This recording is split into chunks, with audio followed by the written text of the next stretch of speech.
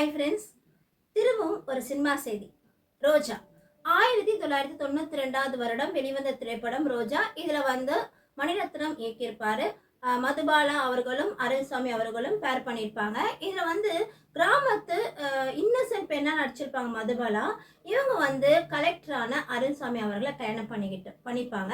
இவங்க ரெண்டு பேரும் வேறு நிமித்தமாக அவர் வந்து காஷ்மீர் போகிற மாதிரி வரும். ஹஸ்பண்டோட போகிறாங்க. அங்கே வந்து ஜாலியாக பாடுறாங்க. புது வெள்ளை மழை அந்த சாங்லாம் எடுத்திருப்பாங்க, நல்லாயிருக்கும்.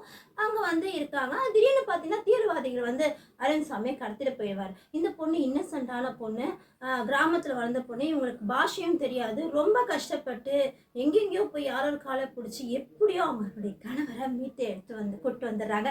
அப்படி வந்து ஒரு கதை அம்சம் உள்ள ஒரு திரைப்படம். ஆனால் இந்த திரைப்படத்துக்கு ஃபஸ்ட்டு இசைஞானி இளையராஜா தான் இசையமைக்கிற மாதிரி இருந்தது. திடீர்னு மணிரத்னம் சாருக்கும் அவருக்கும் ஏதோ மனஸ்தாபம் வந்துச்சு. அவங்க ட்ராப் பண்ணிட்டாங்க. இப்படி இருக்கும்போது யாரை வந்து இசையமைக்க வைக்கலான்னாக்கா, இளையராஜா சாரோட ட்ரூப்பில் வந்து ஒரு கீபோர்ட் பேர் இருந்தார். அந்த கீபோர்ட் பேர் சின்ன பையன்.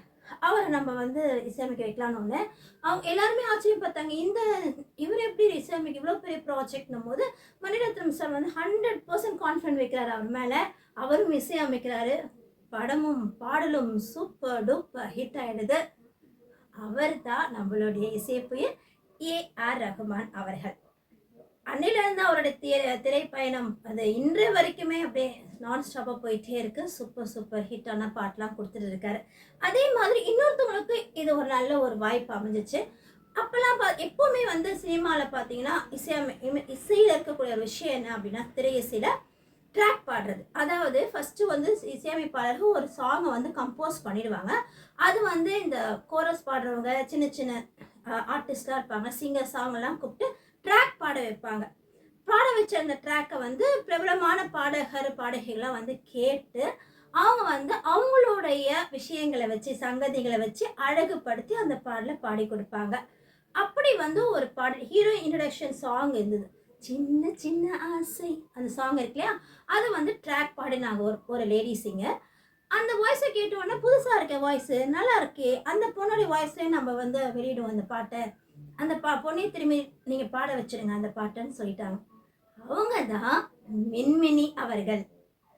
ஆனால் மின்மினிக்கு வந்து நிறைய படங்கள் வந்தாலும் கொஞ்ச நாள் தான் அவங்க ஷைன் ஆனாங்க. திடீர்னு பார்த்தா காண போயிட்டாங்க. அதுக்கு ஒரு ரீசனும் இருக்குங்க.